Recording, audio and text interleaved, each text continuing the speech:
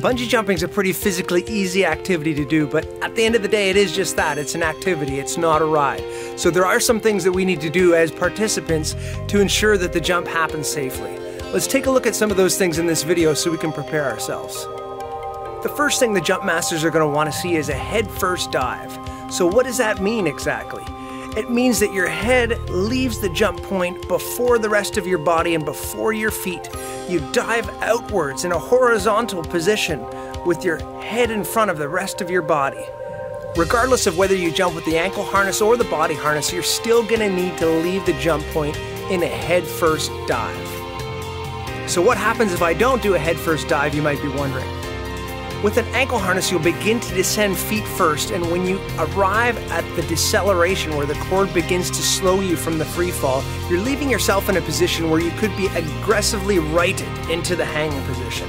Whereas if you dive head first, you're just going to arrive smoothly upside down hanging perfectly. Whereas with the body harness, if you jump feet first, the cord could tend to move its way towards your face on the deceleration, possibly making an impact with your head as well. Therefore, we want you to dive in a head-first position to ensure that the cord orients itself exactly where it needs to.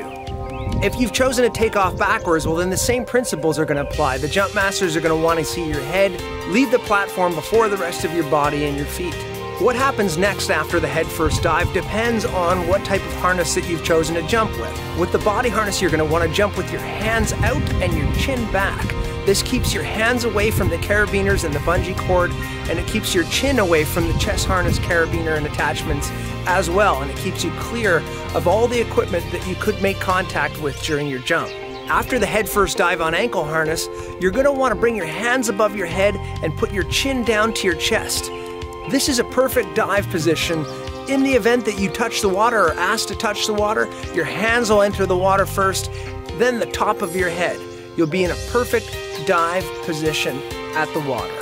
At the end of the day, our professional jump masters are going to coach you through this entire process on site.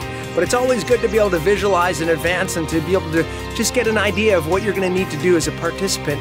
And if you have any questions or concerns, feel free to reach out to us so we can discuss them in advance so that the stress on the big day is minimized and that you enjoy your jump process as much as possible.